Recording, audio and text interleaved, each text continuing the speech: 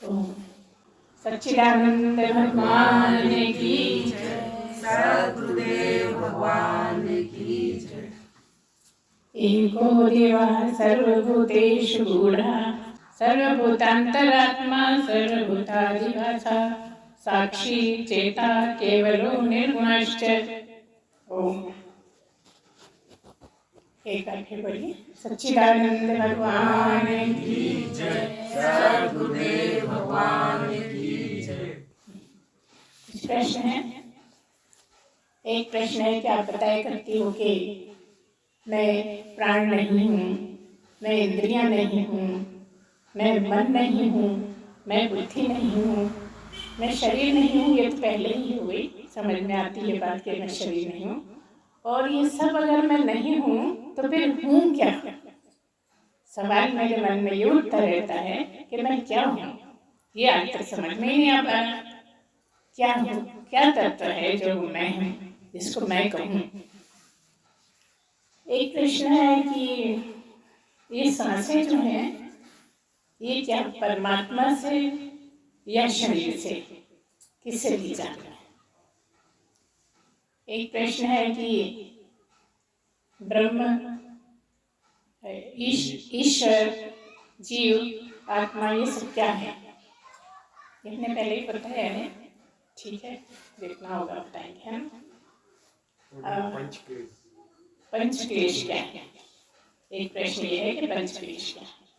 ठीक है, कोशिश करते हैं जितना याद आ जाएगा, मतलब प्रश्न जितने याद आ पाएंगे उतना होगा। कई बार हम प्रश्न ही भूल जाते हैं तो रह जाते हैं। ठीक है, बोलिए, सच्चिदानंद भगवान की जय। सद्गुरुदेव भगवान की जय। हम लोग क्या हैं? ये बहुत गूढ़ प्रश्न है जो समझ में ही नहीं आता। सुने जाओ, लेकिन ये समझ में नहीं आता कि मैं ये हूँ। क्योंकि जो अभी तक हम समझते थे कि ये मैं हूँ, शरीर मैं हूँ, वो गुरु ने बताया कि ये तू नहीं है। और शरीर के सारी चीजें बोल के बताता है कि वो तू नहीं है। अब जो बताता है कि क्या है, वो समझ में आना बड़ा मुश्किल लगता है। ऐसा लगता है आएगा ही नहीं क्या, आएगा कि नहीं आएगा समझ में। लेकिन आप जब मनुष्य जन्म लेकर आए हैं, मनुष्य शरीर लेकर आए हैं, तो ये जो शरीर लाए हैं ये केवल है ही इसी के लिए। केवल मनुष्य शरीर में ही ये संभव है, और किसी शरीर में संभव ही नहीं है। कितना भी आप सोचें कि हम अपने मिट्ठू को बता दें कि तू क्या है, अपने पालतू कुत्ते को बता दें, मिट्ठू तो बहुत बोलता है ना, बातें भी कर लेता है, शायद वो जान जाएगा, लेकिन वो भी नहीं। कोई भी प्राणी दुनिया में ये नहीं समझ सकता कि मैं क्या हूँ। ये केवल मनुष्य ही समझ सकता है। और अगर समझ में आ गया तो फिर करने को कुछ भी नहीं बचता। अगर ये एक बार समझ में आ गया फिर करने को कुछ भी नहीं बचता। मतलब उसका काम पूरा हो गया। किस बारे में? कि मनुष्य जन्म जो मिला था वो सफल हो गया। बस सफलता यही है, मनुष्य जन्म की सफलता इसी में है। आप सोचें कि हमने घर बना लिया तो हम सफल हो गए, हमने बच्चों की शादी कर ली तो हम सफल हो गए, हम नौकरी करते हैं तो सफल हो गए, लेकिन कुछ भी नहीं। सब कुछ करते हैं, ठीक है, पेट के लिए करते हैं, प्रकृति के लिए करते हैं, शरीर के लिए करते हैं, मतलब जो करना था, जो करने आए थे, वो केवल यही है कि हम किसी तरह परमात्मा को समझ लें, जान जाएं कि परमात्मा क्या है या मैं कौन हूँ। इतना ही समझ में आ गया तो जो कुछ भी करते थे सब करना खत्म। क्या मतलब है? किसी ने कहा कि आपको बहुत परिश्रम करना पड़ेगा, तो हम क्या कहना चाह रहे हैं? यहाँ परिश्रम की कोई बात ही नहीं। परिश्रम करोगे घर बनाने के लिए, परिश्रम करोगे घर के काम करने के लिए, है ना। परिश्रम सब आप प्रकृति वाली चीजों को पाने के लिए परिश्रम करेंगे, कमाने के लिए भी परिश्रम करेंगे। लेकिन यहाँ क्या है? यहाँ परिश्रम की कोई बात ही नहीं है। अगर परिश्रम कर रहे हैं तो इसके लिए नहीं कर रहे हैं, यहाँ तो आपका एक बार मन लग जाए, श्रद्धा जाग जाए, लगन लग जाए, बार बार प्रभु की याद आए, शुद्धि हो जाए। क्यों शुद्धि हो जाए? क्योंकि इसको बोलते हैं क्या है? ब्रह्म क्या है? शुद्ध, बुद्ध, नित्य, बोलिए, मुक्त।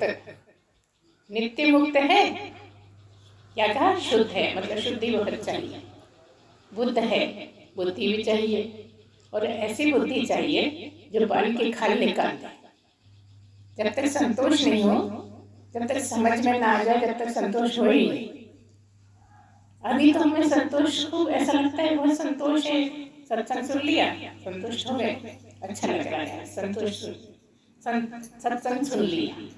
कई बार नहीं सुन पाते तो लगता है आज तो संतोष ही नहीं हो रहा। लेकिन बात यह है कि परमात्मा समझ में आ जाए तो संतोष हो जाए, और संतोष है तो परमात्मा समझ में आ जाए। देखिए, दोनों एक दूसरे से जुड़े हुए हैं।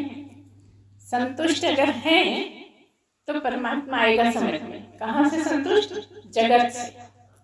जगत से आज तक कोई संतुष्ट नहीं हुआ, ये भी पक्की बात है। जितना भी है और आने दो, और आने दो। जहाँ भी जो बैठा है उसकी इच्छाएं पूरी नहीं होती कभी। कुछ इच्छाएं लेकर ही जाता है, चाहे कितनी बड़ी बड़ी बातें हो जाएं तो भी उसकी इतनी इच्छाएं हैं कि एक इच्छा पूरी हुई, दूसरी खड़ी हो गई, दूसरी पूरी हुई, 4 और खड़ी हो गई। कभी संतुष्ट हो नहीं पाता। लेकिन जब परमात्मा में लगने लगते हैं तो संतोष आने लगता है। संतोष जगत से नहीं हो सकता, लेकिन ऐसा लगता है बहुत हुआ, अब तो परमात्मा की खोज की जाए। जिसका ऐसा भाव आ जाए उसका अपने आप ही त्याग भावना आ जाती है।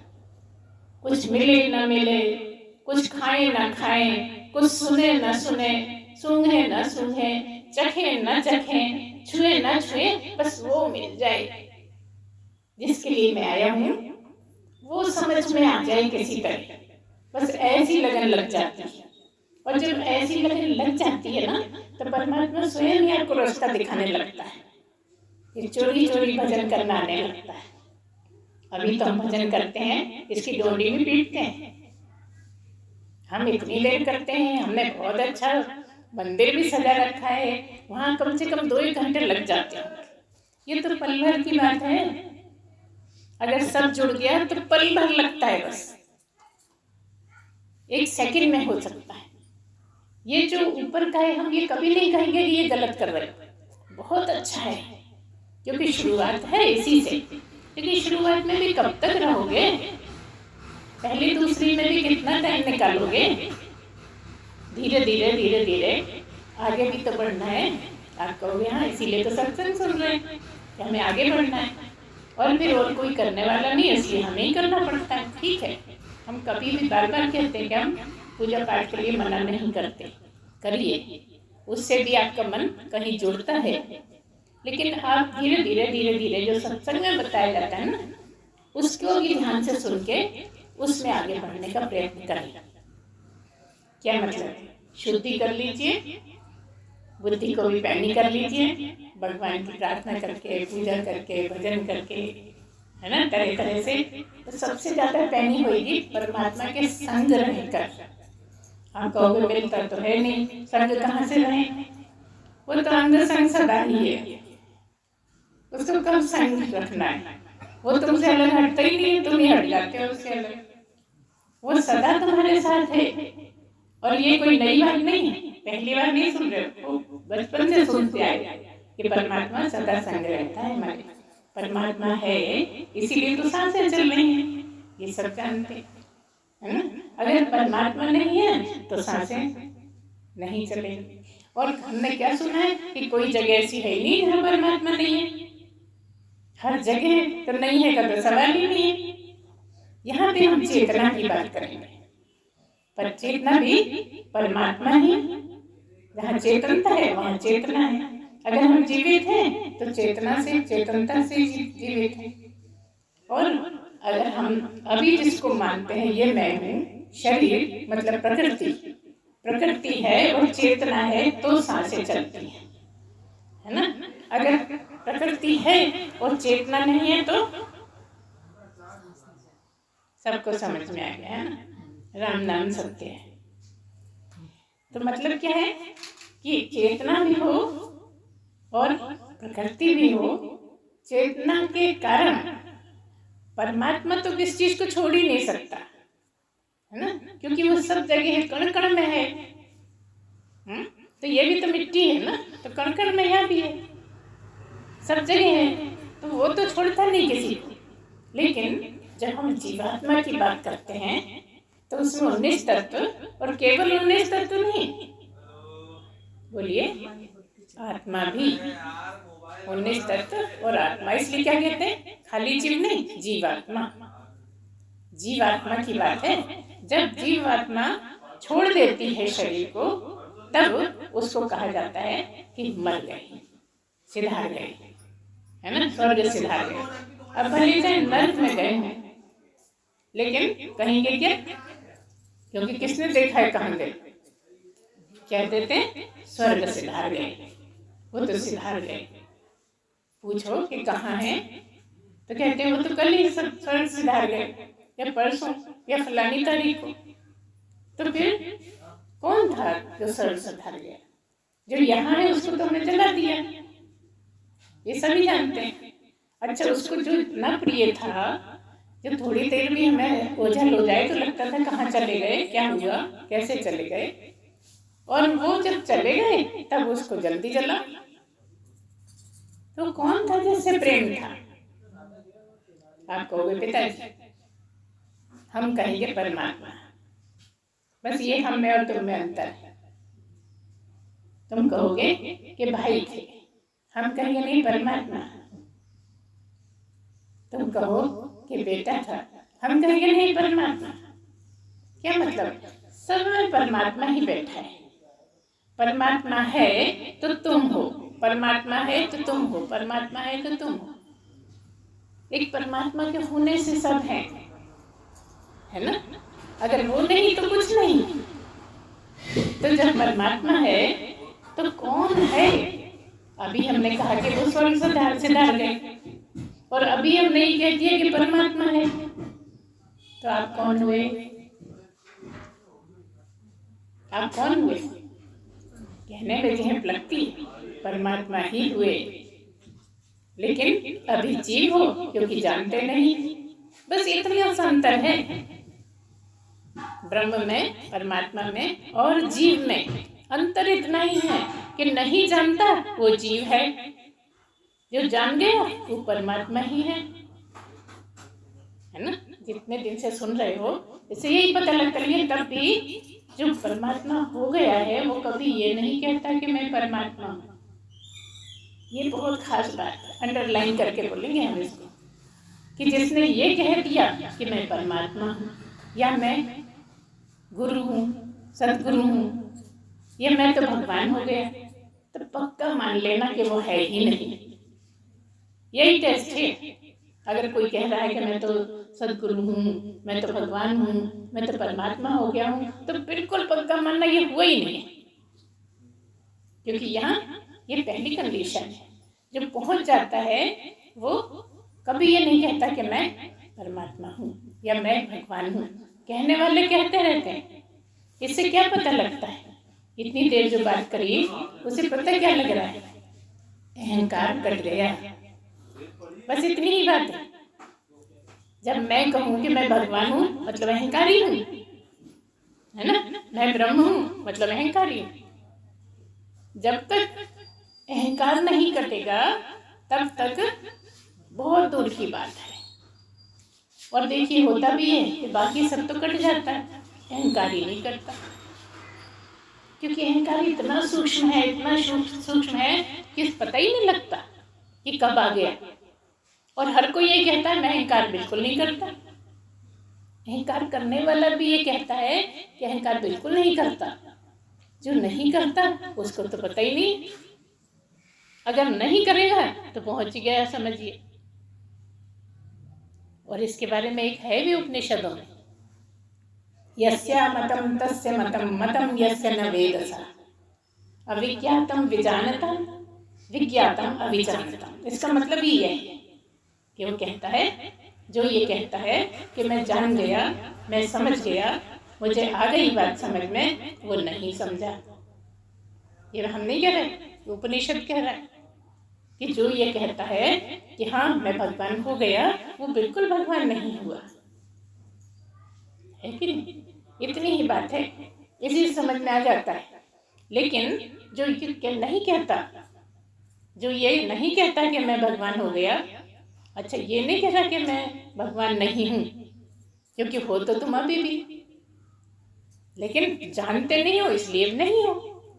कहा ना, शुद्ध बुद्ध नित्य मुक्त, नित्य मुक्त, सदा ही मुक्त हो। समझ रहे हो कि बंधे हुए, लग रहा है कि मैं तो मुक्त नहीं हूँ, मुझे मुक्त होना है। इसीलिए जब मुक्त हो जाते हैं तब समझ में नहीं आता कि मुक्त हो गए कि नहीं हो गए। कैसी बात है, अब समझ में नहीं आता तो कैसे हो गए? सदगुरु है ना, सदगुरु ही तो समझ जाता है। इसीलिए कोई भी पहुंचा हुआ पुरुष पहुंचे हुए पुरुष को समझ सकता है। जो नहीं जानता वो नहीं समझ सकता कि ये सदगुरु है कि गुरु है, ये अंतर रहता है। तो हम क्या बता रहे हैं आपको?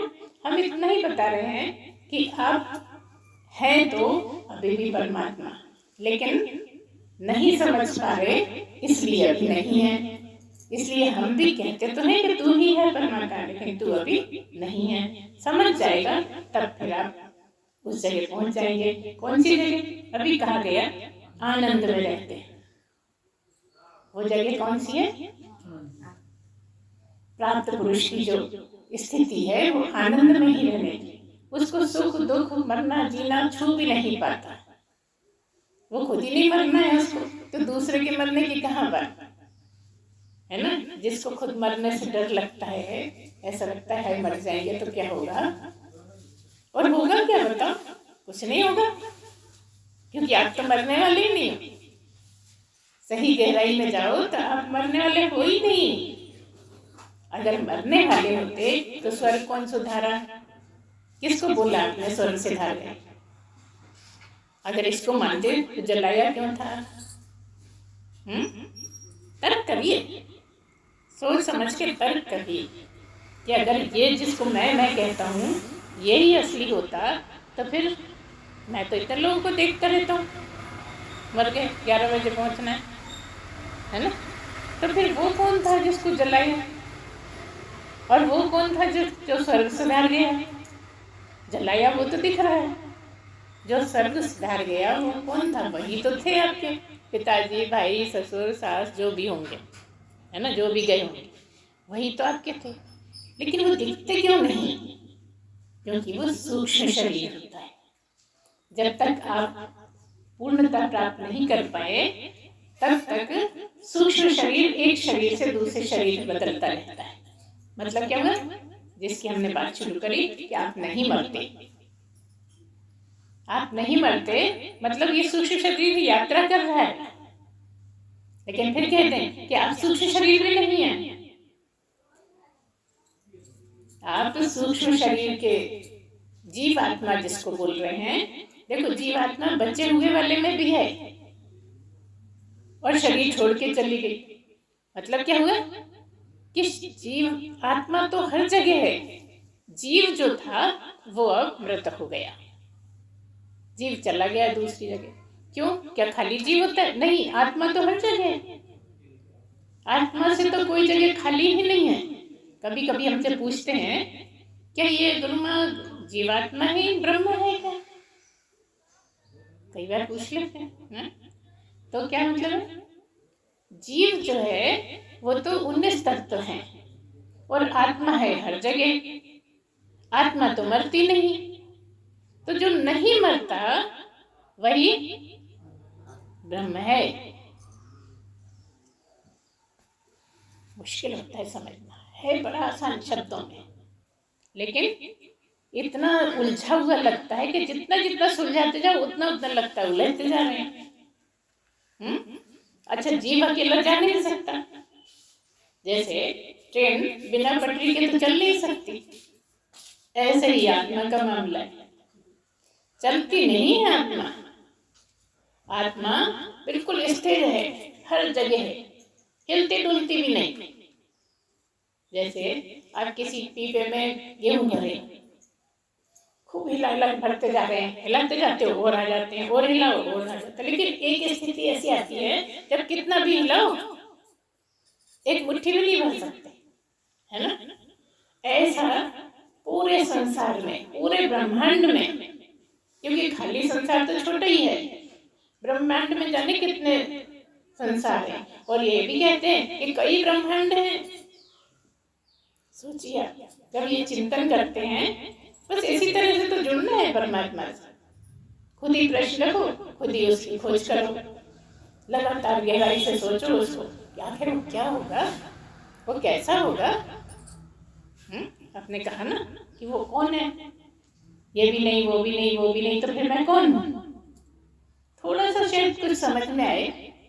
गुरु ने कहा मैं बताता हूँ, ये ले प्याज, एक बड़ी सी प्याज दे दी और कहा किसमें ढूंढ, इसमें है ब्रह्म। गुरु ने कहा कि इसमें तो ब्रह्म को ढूंढ, हाथ में दे दी। अब उसने छीली, वो सूखा से कुछ छिलका निकाला, पूछता है क्या ये है ब्रह्म। गुरु ने कहा नहीं, ये तो प्याज है, ये ब्रह्म कैसे हो सकता। उसने और छीला, पूछा ये है ब्रह्म। एक एक छिलका निकालता गया और पूछता गया कि ये ब्रह्म है, ये ब्रह्म है, ये ब्रह्म है। और गुरु लगातार कहता रहा कि नहीं, ये ब्रह्म नहीं है। आखिरी में आखिरी छिलका वो जो छोटा सा निकलता है ना, लहसुन जैसा बड़ा सा, आखिरी में उसको वो मिला। अब छिलके खत्म, वो आखिरी छिलका ही ऐसा बन गया जैसे कुछ है। कहने अच्छा गुरु जी यही होएगा, यही ब्रह्म है क्या। गुरु ने कहा नहीं, ये भी नहीं। उसने पटक दिया। गुरु ने कहा यही ब्रह्म है।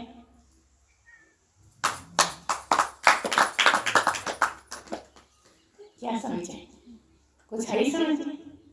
क्योंकि ब्रह्म का परिचय किसी चीज से नहीं करा जा सकता, किसी भी वस्तु से ब्रह्म का परिचय नहीं कराया जा सकता। क्यों? क्योंकि वस्तु तो खत्म हो जाती है ना, चीज खत्म हो जाती है। हम उस तत्व को ढूंढ रहे हैं जो खत्म ही नहीं होता, जो अविनाशी है, और उसके अलावा सब कुछ नाशी है। हर चीज नाशी है, कोई भी चीज सदा नहीं रहती। हो सकता है कोई ज्यादा टाइम रहती हो, कोई चीज और ज्यादा टाइम रहती हो, लेकिन सदा तो केवल एक ही है, एक से दूसरा है ही नहीं। वो कौन? वो ब्रह्म, वो परमात्मा है ना। उसी को परमात्मा कहते हैं जो कभी खत्म ही नहीं होता। तुम्हें देखने वाली चीजें खत्म हो जाएंगी, सुनने वाली चीजें खत्म हो जाएंगी, छूने वाली चीजें खत्म हो जाएंगी, सूंघने वाली भी खत्म हो जाएंगी, खाने वाली भी खत्म हो जाएंगी, लेकिन कौन खत्म नहीं हुआ? बस एक ही, परमात्मा है ना, जो सदा है, वो एक ही अविनाशी, वो है ब्रह्म, जिसका कभी नाश ही नहीं हुआ, हो सकता ही नहीं। कोई कितना ही सिर मार ले, उसका नाश होता ही नहीं। इसीलिए कह देते हैं न तत्र चक्षुर गच्छति, न वाक् गच्छति, न मनो, न विद्मो, न विजानीमो। यही कह दिया कि इन पांचों इंद्रियों से भी, दसों से नहीं समझा जा सकता। वो ऐसा तत्व है जहाँ ये इंद्रियां फेल हो जाती हैं। सोचिए, आप कहोगे शायद लगातार मूर्ति को देखते रहेंगे तो दिख जाएंगे भगवान, है ना। लगातार भजन सुनते रहेंगे तो शायद मिल जाएंगे भगवान, है ना। प्रसाद खा खा के तो जरूर मिल जाएंगे, बड़े प्यार से स्पर्श कर लेंगे। हमने देखा है उज्जैन में जब जाते हैं लोग तो कोशिश करते हैं हमें भी मौका मिल जाए, है ना। शिवलिंग को खूब रगड़ रगड़ के चाहेंगे कि छूने से शायद मिल सकता है, लेकिन सारी इंद्रियां फेल, कोई काम ही नहीं आती। क्यों नहीं आती? क्योंकि वो सब जगह है, किसी एक खास जगह नहीं है। शिवलिंग वहाँ है उज्जैन में, और भी है, पूरे भारत में है, सभी जानते हैं उसको, कि कहाँ कहाँ है। शिवलिंग भी आपको जगह जगह मिलते हैं, लेकिन एक मुसलमान क्या कहेगा? पत्थर ही कहेगा। जो तुम्हारे लिए शिवलिंग है, जो तुम्हारे लिए शंकर जी हैं, मुसलमान के लिए तो पत्थर ही है, लकड़ी का बना है। तो क्या करते हैं, कभी कभी हमने ऐसा सुना है कि कभी कभी जो धर्म परिवर्तन कराते हैं ना, वो लकड़ी के भगवान बनाते हैं। लकड़ी के भगवान बना के और बताते हैं कि देखो ये तो डूब गए तुम्हारे भगवान, नहीं ये तो तेरी नहीं, डूब गए। अपना बना देंगे लकड़ी का यीशु मसीह को, और आपका बना देंगे पत्थर का। अब दोनों को कहेंगे कि जो तैर रहा है वही असली भगवान है। तो कौन सा तैरेगा? कौन कौन? यीशु। यीशु जी महान है क्योंकि वो तैर गए, और उनको कोई डुबा ही नहीं सकता। अच्छा, हमें से उल्टा करते हैं तो कि हम कृष्ण जी को बना दें लकड़ी का और यीशु को बना दें पत्थर का, लोहे का, तो कौन डूबे?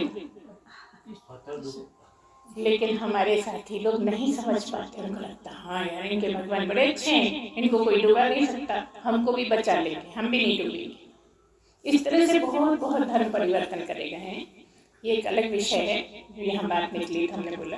कहने का मतलब इतना ही है कि वो तो लकड़ी में भी है, पत्थर में भी है, बाल्टी में भी है, पानी में भी है, हवा में भी है, पंच तत्व में भी है, और वो है और कुछ है ही नहीं।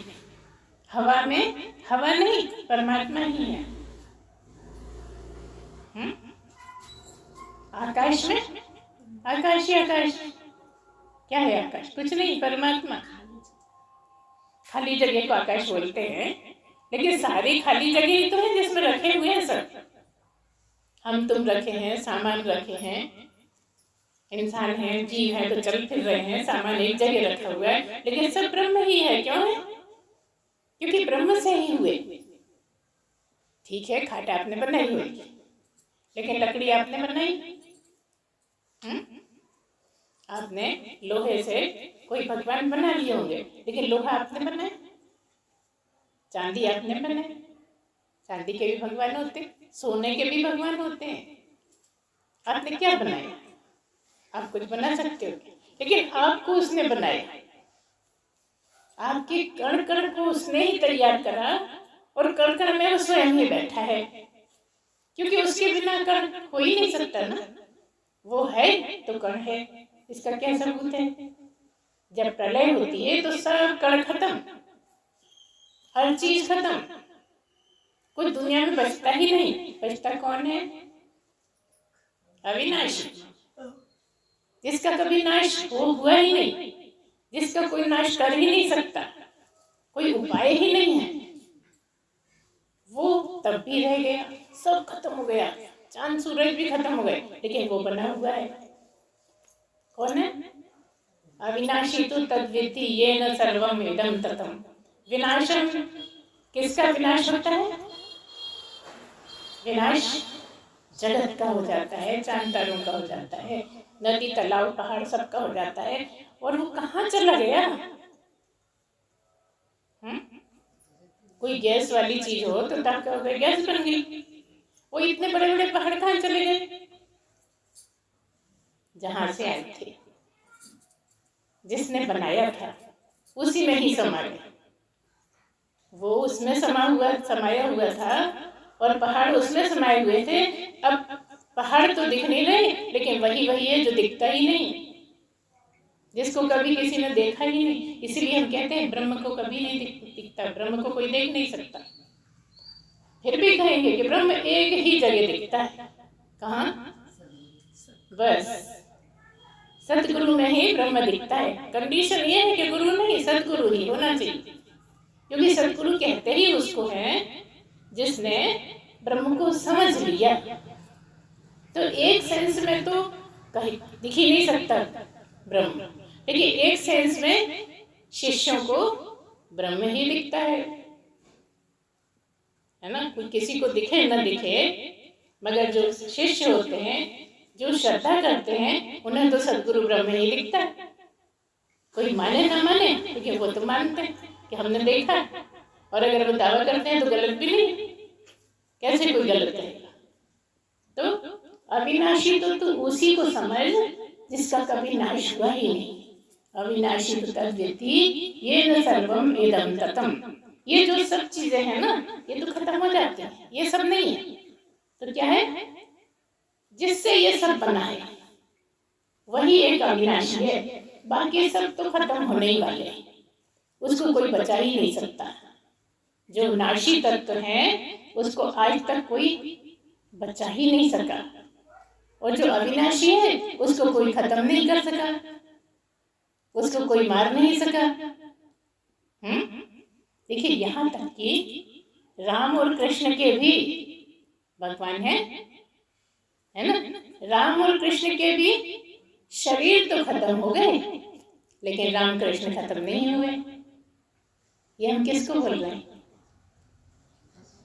ब्रह्म को, ईश्वर को, परमात्मा को। ईश्वर नहीं, परमात्मा को, जो दिखता नहीं, जो सुनाई नहीं देता, जो सूंघने में नहीं आता, जो चखने में नहीं आता, किसी तरह उसको देखा नहीं जा सकता, वो ब्रह्म कौन है?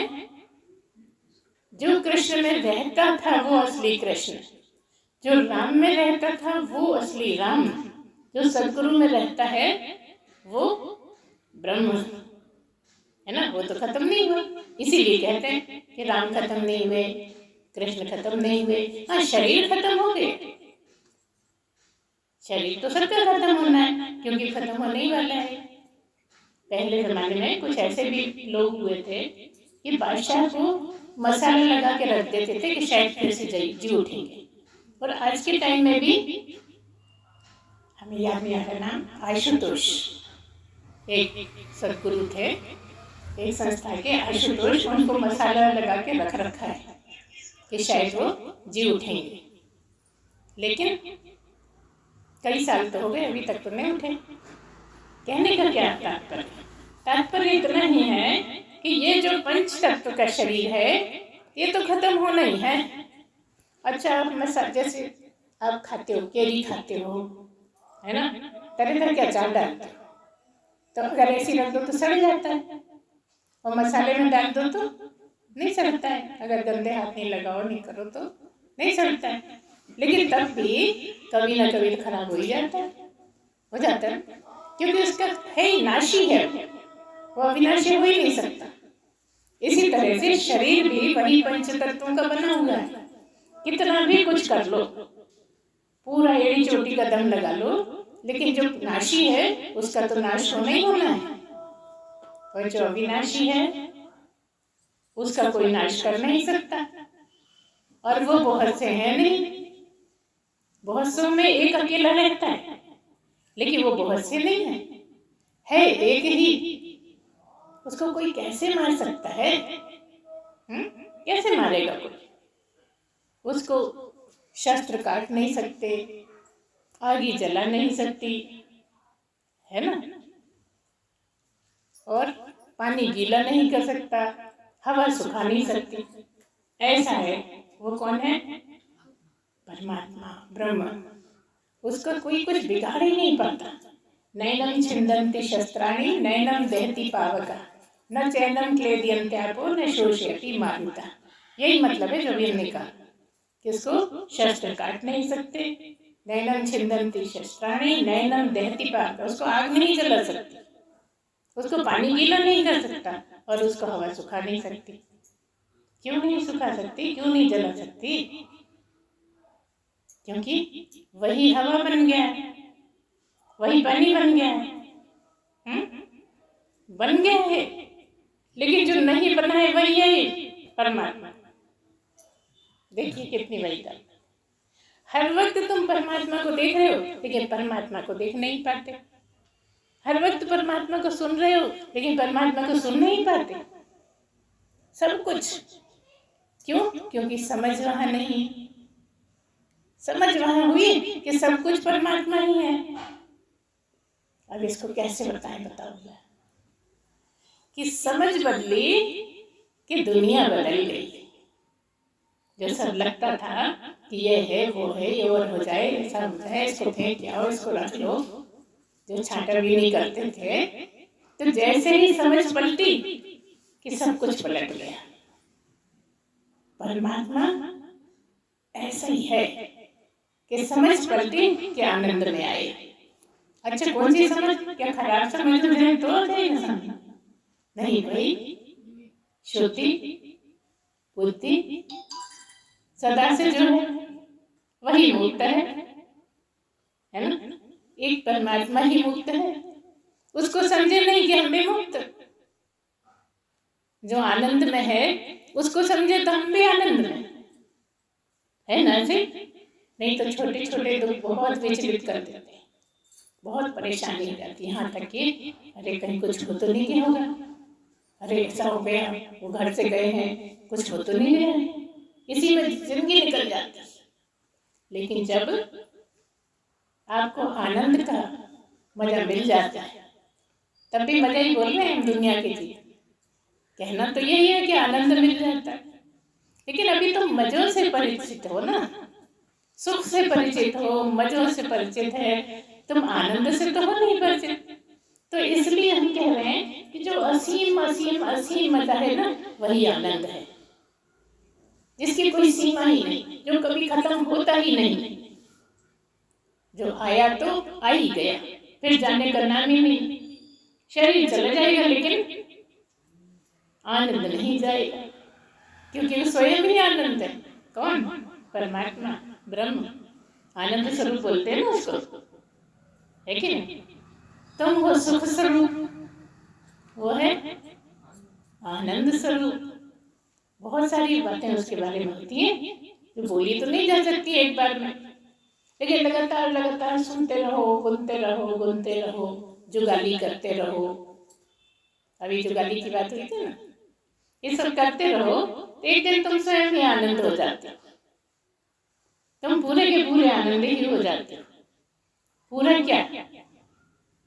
ये पूरा ब्रह्मांड जो पहले से आनंद में है, वही तुम हो जाते हो, क्योंकि ये तो नाशी है, इसको तो हम कह ही नहीं सकते कि आनंद में, न पहले आनंद में था, न बाद में होने वाला है, न ये हो सकता है। लेकिन ये तो दुखों से बना हुआ है, कभी खुश हो लिए, कभी दुखी हो लिए। तो जब तुम आनंद स्वरूप हो गए तो क्या हो गए? ब्रह्म ही हो गए। और ब्रह्म कहाँ नहीं, ये हम पहले ही बता चुके कि कोई जगह, कोई जीव जंतु, कोई वस्तु, कोई भी चीज ऐसी नहीं है जहाँ ब्रह्म नहीं है। सब में है और सब बने ही उसी से। तुम में भी है, तुम बने ही उसी के हो, वही तो ब्रह्म है। तो कहाँ जाओगे उसे ढूंढने? कहीं जाने की जरूरत नहीं, अंदर डूबो, देखने की जरूरत नहीं है, आंखें बंद कर लो, सुनने की जरूरत नहीं है, बहरे हो जाओ। देखो गुरु कितनी खराब है, हमें बहरे करना चाहते हैं। ब्रह्म के नाम से बहरे हो जाओ, ब्रह्म के नाम से अंधे हो जाओ, क्योंकि खुली आंखों से नहीं देख पाओगे, और ब्रह्म को देख पाया ही नहीं कोई, ब्रह्म को देख सकते ही नहीं, क्योंकि वो निरवयव है। अवयव मतलब जैसे बहुत बारीक बारीक कण हो, उससे मिलके जो बनती है चीज, तो अवयव वाली। और परमात्मा अवयव है ही नहीं, जहाँ कण भी नहीं है, कण कण में है लेकिन वो कण नहीं है। देखिए कितनी बड़ी बात है, परमात्मा कण कण में विराजमान है, लेकिन परमात्मा कण नहीं। अब हम तुम्हें क्या बताएं क्या है? तुम पूछ रहे हो कि बताओ, ये भी नहीं, वो भी नहीं, ये भी नहीं, तो ये तो हम भी बोल देंगे, पर आपका काम है बताओ क्या है, वो आप बोलते नहीं है ना। तो जो दिखे नहीं, सुनाई नहीं दे, तो हमने पहले ही बता दिया, वही है। तो यहाँ जो सब कुछ है, जो दिखता है, डॉक्टर भी ऑपरेशन करके देख लेते हैं, लेकिन जो नहीं दिखता, जिसको देखा जा ही नहीं सकता, जिसको छुआ नहीं जा सकता, सुना नहीं जा सकता, जिसके होने से सुन लेते हो, जिसके होने से देख लेते हो, जिसके होने से चख लेते हो, वही है। अब दौड़ाओ दिमाग, किसके होने से देखते हो? किसी मुर्दे से बुलवा सकते हो? बताओ, नहीं बुलवा सकते। अच्छा कहो बस एक बार हमें देख लो, नहीं तो जलाने ले जा रहे हैं, देख ले। कुछ भी कह दो, अब तो गए। जहां से आया था वहीं गए, जहां से आया था वहीं विलीन हो गया। कहाँ? पंच तत्व में। और पंच तत्व कहाँ? परमात्मा में। परमात्मा से ही बना था, परमात्मा में ही चला गया। अगर वस्तु होता तो वस्तु वस्तु में कैसे जाएगी? डब्बे में हो सकता है तुम रख दो काजू किशमिश, लेकिन वो काजू है, वो किशमिश है, वो भगवान तो नहीं, परमात्मा तो नहीं है ना? समझ में आ रही है कि नहीं? ऐसी गप लग रही, थोड़ी थोड़ी गप्पी लग रही है, थोड़ा थोड़ा समझ में भी आ रहा है ना? तो जिसमें अवयव नहीं है, कोई कण ही नहीं है, वो है तो उसको देखोगे कैसे? इसलिए वो देखा जा ही नहीं सकता। बस समझ में आ जाए और मन में महसूस हो जाए, तो अनुभव में भी नहीं आता। देखिए, है अनुभव ही, परमात्मा का अनुभव ही है, लेकिन अनुभव नहीं है। क्या मतलब? जिसको तुम अनुभव कहते हो वो अनुभव नहीं है। गर्मी का अनुभव, ठंड का अनुभव, छूने का अनुभव, यहाँ वहाँ कुछ भी नहीं है। न छूना, न देखना, न सुनना, न चखना, कुछ भी नहीं है। तो ऐसा अनुभव जो कभी तुमने अनुभव किया ही ना हो, और अनुभव कर लो तो परम आनंद में। और यहाँ हम कह देंगे नहीं, अनुभव भी नहीं है, और अभी कहा है अनुभव ही, वो कैसा अनुभव होगा? कभी बोल के तो बता दो, वो संभव नहीं। ऐसा ही तो है वो निराला, ऐसा निराला ही तुम्हारा परमात्मा, मतलब तुम ही हो। अभी ये मन को रुचता नहीं कि मैं हो सकता हूँ। मैं कैसे हो सकता हूँ भला? मैं तो गलती भी कर जाता हूँ, मैं तो झूठ भी बोल जाता हूँ, मैं तो कभी कभी अहंकार भी कर लेता हूँ। तो जहाँ ये सब नहीं होता वही तो है, और हमारे तुम्हारे देशों में ही है। और कहो तो तुम्हारे सामने जो बैठा है वही है ना, तब भी उसको देख नहीं सकते। तो क्या है वो? यही समझना तो मुश्किल है। इतनी बात समझ में आ जाए तो क्या है? तो जो कुछ भी नहीं है, जो कण भी नहीं है और कण कण में है, जो वायु नहीं, वायु में है लेकिन वायु नहीं है, जो मिट्टी के कण कण में है लेकिन कण नहीं है ना, जो आवाज तो है लेकिन आवाज नहीं, आवाज में है, आवाज नहीं है। अब कैसे बताते हैं? हम बता दो, तुम ही बताओ कि उसको कैसे डिस्क्राइब करें। मतलब संभव है ही नहीं। अगर गुरु से बहुत श्रद्धा हो जाए, अगर उसमें मन लग जाए, संसार थोड़ा फीका लगने लगे। अभी कहा कि नहीं, संसार में मत रहो, परिवार में मत रहो। हम फिर कहेंगे रहो, इससे रहो, इससे मत रहो। बात आई समझ? शरीर से जाओगे कहाँ? संसार छोड़ सकते हो क्या? संसार छोड़ दिया तो ये शरीर निरर्थक हो गया। संसार तो छोड़ ही नहीं सकते। महात्मा भी नहीं छोड़ते, इसी संसार में रहते, लेकिन स्मृति में बना रहे। इसलिए कई बार तो हमारे गुरुओं ने कहा है पूर्व काल में कि जाओ जंगल में जाके बैठो फलानी फलानी जगह, 12 साल बाद आना। 12 साल किसको कहते हैं? बच्चा किशोरावस्था में पहुंच जाता है, फिर आए, फिर कुछ प्रश्न करे, फिर कहा नहीं अभी नहीं, जाओ 12 साल बाद, जब तक जवान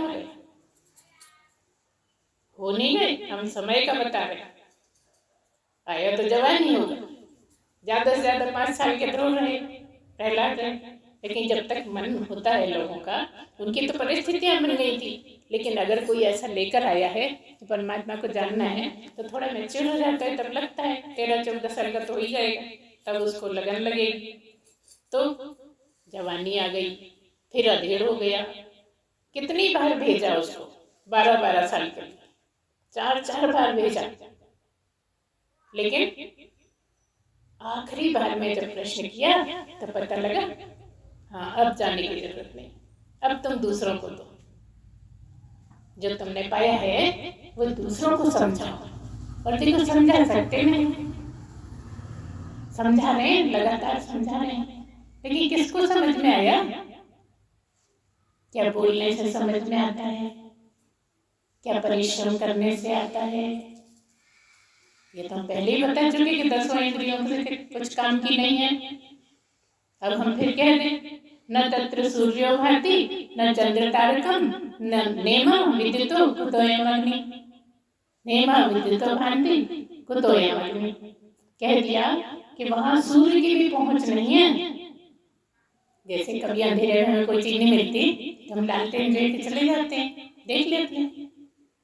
लेकिन सूर्य से बड़ी और कौन सी रोशनी होगी बताओ? 1000 सूर्य हो तो भी नहीं दिखता। न तत्र सूर्यो भाति न चंद्र तारकम, न चंद्रमा की रोशनी में दिखता।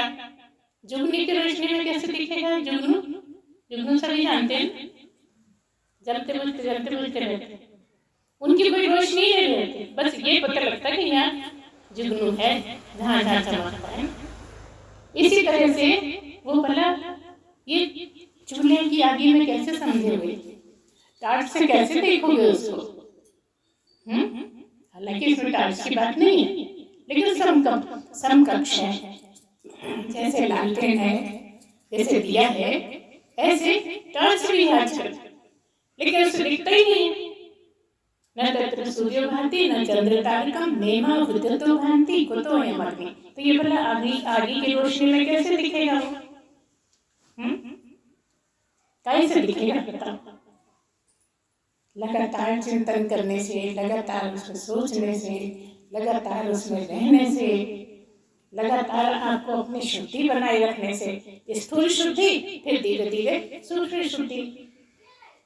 समझ में आ रही है? की नींद आने लगी सबको, पता नहीं कहाँ की बातें करती है। ऐसा सत्संग नहीं सुनना कि नींद आने लगे। बहुत फायदे का है सत्संग। घर में नींद नहीं आती थी, यहाँ नींद आ जाती है। फायदे का तो है, सुनो या नहीं सुनो नींद तो आई जाती। अब तुम कह रहे बेकार है, जिनको घर में नहीं आती हो उनको तक आ जाती है यहाँ पे नींद। ये ऐसा विषय है। तो आपको वो कैसे दिखेगा? बस लगातार उस पर ध्यान बनाए रखने में, इसी जगत में रह के, इसी परिवार में रह के, सब परिवार से मन ही मन में अलग और ऊपर स्थूल रूप से सबके साथ, सबकी सहायता करते हुए, सबकी मदद करते हुए, सबसे बातचीत करते हुए, खाते पीते उठते बैठते, ये सब काय के लिए? इसको जिंदा रखना है।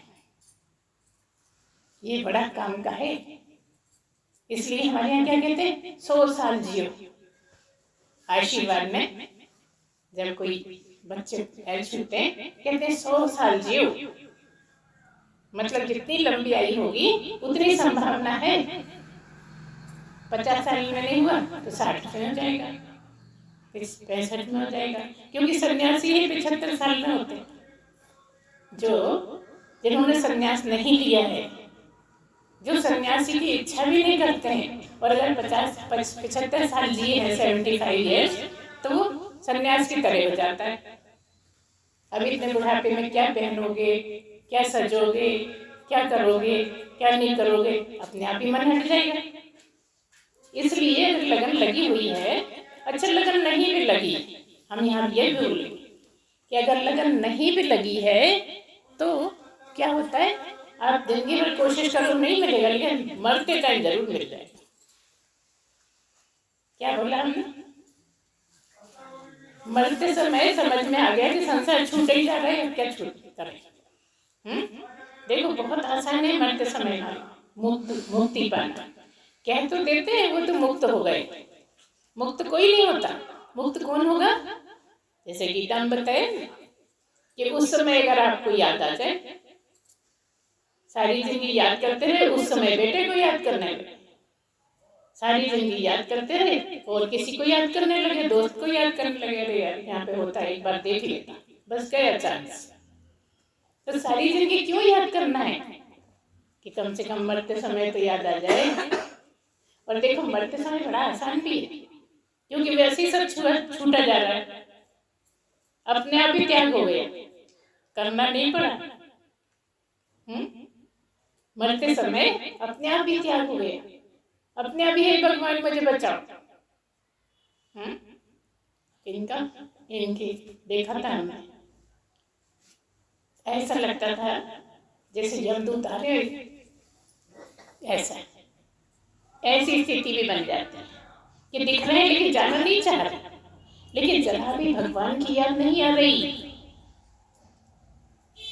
अगर भगवान की याद आ जाए, भगवान से आलिंगन हो जाए, जिसके लिए जिंदगी भर तरसते रहे, इतना अच्छा मौका छोड़ देता है कि मरते समय भी नहीं मान रहा। बहुत सुनना चाहती थी सत्संग, सबसे पहले सबसे आगे आके बैठ जाती थी, लेकिन सारी जिंदगी अगर नहीं हुआ तो कम से कम जानने के समय तो हो सकता है, वो भी चूक गए, व्यर्थ हो गया मनुष्य, है ना। शुरू यहीं से करी थी हमने बात कि अगर इस जीवन में आपने नहीं पाया तो गया चांस, अब कुछ नहीं पता।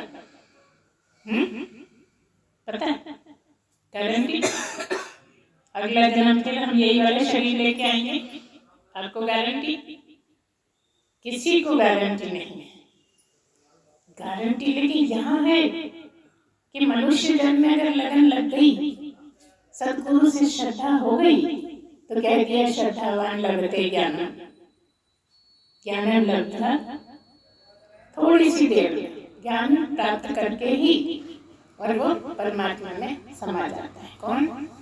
जिसको लगन लगी, जिसकी श्रद्धा बहुत ऊंची हो गई, श्रद्धा बहुत गहरी हो, परमात्मा से प्रेम हो जाए तो देर नहीं लगती। विश्वास होता है कि नहीं होता? ये नहीं हमें पता है, पता है कि नहीं पता? अच्छा लगन किस किस की है देखें चलो। बैंक वाली अम्मा,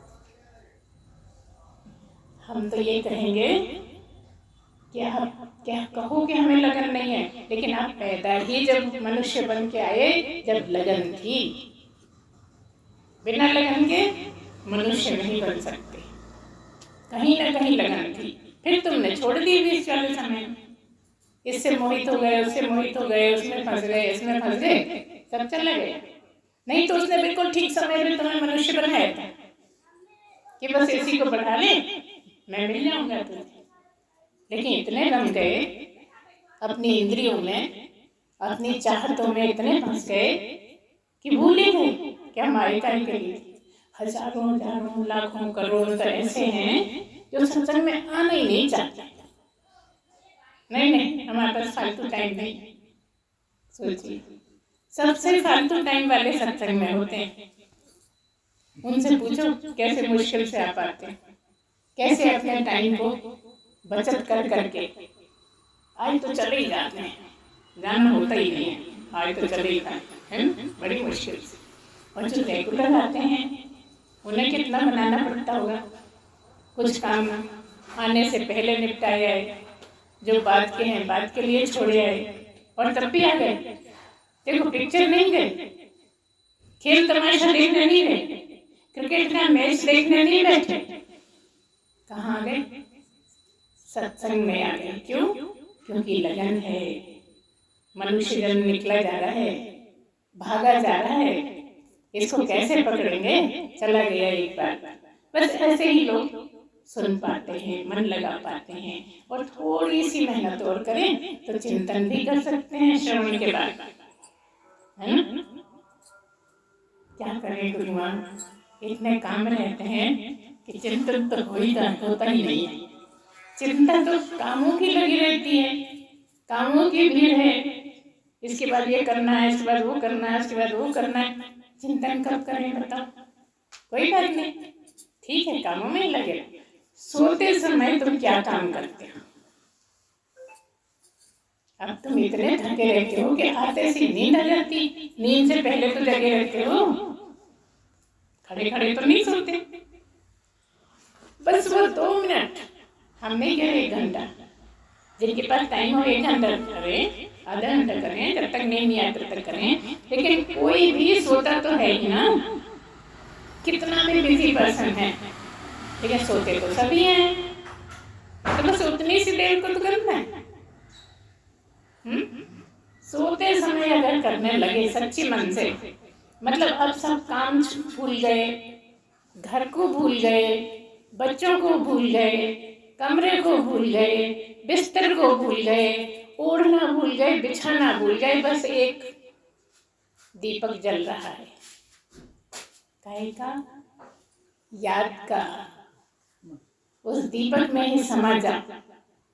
आपको नींद में नहीं, वो जो दीपक कभी बुझा ही नहीं, जो सदा जलता है, वही तो आप हो। अपने में ही समा जा, कब नींद आ गई पता ही नहीं लगे। बस इतना ही सब तो करना है, ना काम रोकने की जरूरत है, ना कुछ और अपने काम टालने। सब कुछ करते हुए अगर याद नहीं कर पाते हो, काम की बहुत भीड़ है, तो सोते तो सभी हैं, सोते समय बस उसके याद में लीन हो जाओ और पता ही लगे कब नींद आ गई। जब सुबह उठोगे तो उसका सबूत है कि फिर याद आ जाएगी, मतलब तुम सोते तक याद करते रहे। और जिसने नहीं करा है वो करके देख ले, ये करके देखें कि अगर सोते समय याद किया है तो सुबह आएगा कि नहीं आएगा याद? बिल्कुल आएगा। और अगर तुम झंझट करते सोते हो, किसी झंझट को सोच रहे हो, किसी की लड़ाई की सोच रहे हो, तो पक्का मानो जब उठोगे तो लड़ी रहे होगे। करके देख लेना, हम पूछेंगे अगली बार। अगली जब तुम रात क्या मतलब हुआ, तुम सोते समय लड़ रहे थे, उठते समय लड़ रहे थे, रात भर लड़ते ही रहे 6 घंटे 8 घंटे, बड़े लड़ाकू लोग। इसलिए हम कहते हैं सब चीजें छोड़ के बस एक, जैसे लौ होती है, कभी कभी दिया ऐसी जगह रख देते हैं जहाँ बिल्कुल हवा नहीं है, कोई पंखा नहीं है, कुछ नहीं है, बिल्कुल स्थिर है, तो दीपक की लौ कैसी रहती है? बिल्कुल स्थिर, ऐसा लगता नहीं आ रही है, जैसे कोई लोहे की सलाख खड़ी कर दी हो, इस तरह से दीपक ठहर जाता है ना। ऐसे दीपक की तरह आप उसी में समा जाएंगे, इसमें परमात्मा में ही, क्योंकि आप पहले से ही हैं। होना नहीं है, होना हवाना कुछ नहीं, पहले से ही हैं। बस जैसे ही आप उस स्थिति में पहुंचे, परमानंद में पहुंच गए, अब कुछ करने को ही नहीं रहा, अब सब हो गया। जो भी करते थे सब इसी जगह के लिए करते थे, हमने पहले भी कभी बोला है, जो भी करते थे जीवन में सब इसी के लिए करते थे। सोते थे इसी के लिए, उठते थे इसी के लिए, शादी करी इसी के लिए, हम तो ये भी कह देंगे तलाक लिया तो इसी के लिए, पति जिंदा है इसी के लिए, मर गया इसी के लिए।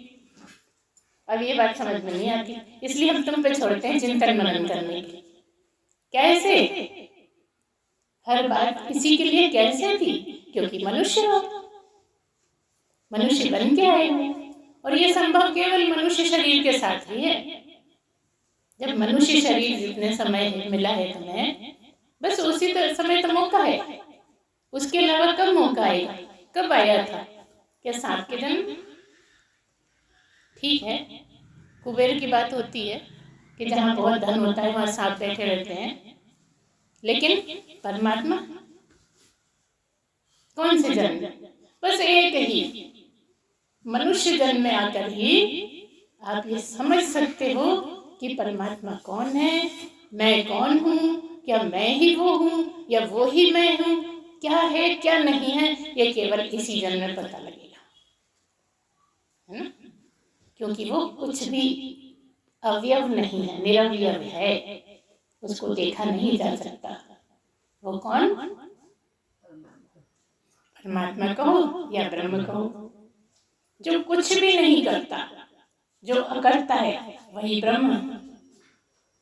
अभी पूछा कि ब्रह्म क्या है, ब्रह्म कुछ करता ही नहीं, कभी कुछ किया ही नहीं, तो कौन है जो करता है, वो है ईश्वर। अभी आपने पूछा, ब्रह्म एक ही है, ब्रह्म कुछ करता नहीं और ईश्वर ही सब कुछ करता है। करता धरता कौन, ईश्वर। जगत किसने बनाया, ईश्वर ने। जो कुछ भी ना करे मगर है, जिसके होने से सब होता है, जिसके होने से सब होता है वो ब्रह्म, लेकिन करता वो कुछ नहीं। जिसके होने से सब होता है वो ईश्वर में, वो जीव में, वो कौन, ब्रह्म। करता धरता ईश्वर और आप जीव। जिसने अभी ब्रह्म को जाना नहीं, समझा नहीं, लेकिन मनुष्य बन के आया, इसलिए इसको क्या बोलते हैं, भूत प्राणी, है ना। कई बार गीता में आया है, भूत प्राणी की बात बार बार आती है। क्यों, क्योंकि आप ही हो जो ये समझ सकते हो, आप ही हो जीव जिसने अभी नहीं समझा है। जिसने समझ लिया है वो ब्रह्म, वो और कुछ नहीं। क्योंकि ब्रह्म हुआ, ब्रह्म को जाना कि ब्रह्म हुआ। ये रामायण की लाइन से भी पता लगता है, जान नहीं तुम ही हुई जाए। इसको रामायण ने भी कहा है कि जब परमात्मा को जान जाते हैं तो कोई संशय नहीं कि परमात्मा ही हो जाते हैं। बताओ, तो आप पहले से हो कि नहीं हो, बस जानते नहीं हो, इतनी ही तो बात है। जाने के हुए, इसलिए जानने का प्रयत्न करिए और पूछते रहिए प्रश्न जो भी अब, है ना। पंचक्लेश, हाँ, पंचक्लेश की बात बता दें, क्योंकि यहाँ आने के बाद फिर पीछे की बात नहीं कर सकते, इसलिए वो बाद में बताएंगे, है ना। तो इस तरह से आप लगन लगाइए, गहरी लगन। ना हम काम करने को मना करते हैं, ना हम खाने को मना करते हैं। त्याग की भावना से खूब खाइए। ऐसा नहीं कि किसी का देखा मन ललचाने लगा। इन सब पे तो करना है अपना कंट्रोल, जो होता नहीं लेकिन हो जाता है। जब ईश्वर की लगन होती है तो सब कुछ हो जाता है, नहीं तो करे करे मर जाओ, कुछ नहीं होता। क्या मतलब, सब करा देता है, वो ही करा देता है जिससे आपकी लगन लग गई है, जिसको आप मिलना चाहते हो। वो कौन, वो आप ही तो। आप आपसे मिले कि परमात्मा हो गए, आप आपसे मिले कि ब्रह्म हो गए, आप आपको जाने कि ब्रह्म हो गए। लेकिन वो संसार के जानने की तरह नहीं है। जैसे आपने सोने को जाना, मिट्टी को जाना, चांदी को जाना, ऐसे नहीं। वो तो अद्भुत है, उसको शब्दों में नहीं कहा जा सकता। वो तो जब तुम जान जाओगे तो तुम खुद ही समझोगे। फिर तुमसे कोई पूछेगा तुम भी नहीं बता पाओगे कि कैसे जाना आपने। नहीं तो लाख उपास कर डालो, कोई गारंटी नहीं। मंदिर मंदिर घूम आओ, कोई गारंटी नहीं। देखो कितने ही लोग हैं जो खूब सेवा में लगे हैं, किस उम्मीद से कि परमात्मा मिल जाएगा। कोई परमात्मा का पता नहीं। क्यों, क्योंकि उम्मीद से है ना छुपा हुआ शब्द। उम्मीद करी तो गए, आशा करी तो गए। आशा छोड़ के करना है फल को छोड़ के करना है। फल को पकड़ा कि बस पाप पुण्य में बंधे। मुश्किल तो है, मगर एक बार समझ में आ जाए तो कुछ मुश्किल नहीं है। अच्छा, मुश्किल क्यों नहीं है? क्योंकि मनुष्य हो। संभव केवल यही है और कहीं संभव ही नहीं है। सारा कुछ है, क्योंकि तुम मनुष्य बने हो, सब कुछ संभव है। लेकिन तुम्हें असंभव सा लगता है। ऐसा लगता है नहीं हो सकता, सब गप्पबाजी है, क्यों टाइम खराब करा जाए। नहीं, यहीं का टाइम काम में आने वाला, बस बाकी सब तो कर ही रहे हैं, जो भी कर रहे हैं वही तुम कर रहे हो। करने को मना थोड़ी है, सब करिए, लेकिन आशा छोड़कर। क्या त्याग है यहाँ पर? फल की आशा मत कर।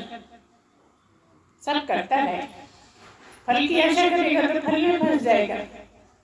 इसलिए फल की आशा मत कर। मैं कुछ करता ही नहीं, अच्छा ना तो करता हूँ ना नहीं करता। जब आपने ये सोचा कि मैं कुछ नहीं करता तो नहीं पे चले गए, बात वही की वही। अब इसको कैसे समझाएं बताओ? ना तो मैं करता हूँ ना मैं नहीं करता, तो मैं कौन हूँ? मैं करता हूँ।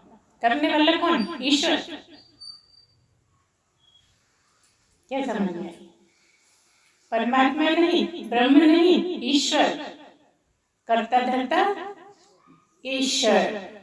बस यही थोड़ी सी बातें रहती हैं जो गुरु के से बार बार सुनते हैं तो दिमाग में बनी रहती हैं। नहीं तो कभी सुनी थी भूल गए। चलते रहिए, एक ना एक दिन तो सफल हो ही जाएंगे, क्योंकि मनुष्य जन्म है। ऐसा मत सोचो कि इस जन्म में नहीं होगा तो अगले जन्म में हो जाएगा। नहीं, इसी जन्म में होना है। सब करते हुए होना है। कर्मी योगी तो कोई नहीं हो सकता है। करना और बढ़ा दीजिए, हम तो यहाँ भी कह सकते हैं, करना और भी बढ़ा दीजिए तो भी हो सकता है। क्योंकि फल की आशा मत कर। बस इतना ही छुपा है करने के बीच। करता तो खूब रहे, जितना बने कर। दूसरों की खुद सेवा कर, दूसरों का काम कर, दूसरों को संभाल ले। परेशानी है तो परेशानी हल कर दे, जो भी बने, जैसे भी बने। लेकिन मैं करता हूँ ऐसा नहीं सोचो। एक दिन काम आपका पूरा हो जाएगा, तो फिर क्या है? जब काम ही पूरा हो गया तो बचा ही क्या? फिर सब हो रहा है, होता रहेगा। फिर आप नहीं करते, सब हो ही रहा है, ऐसा हो जाएगा। इसलिए फिर सब गोविंद है, सब गोविंद है, सब गोविंद है। बोलिए सच्चिदानंद भगवान की जय, सद्गुरुदेव भगवान की जय।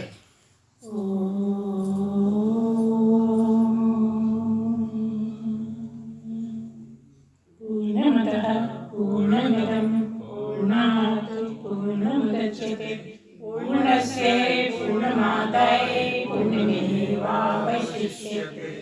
ओम शांति शांति शांति। सच्चिदानंद भगवान की जय।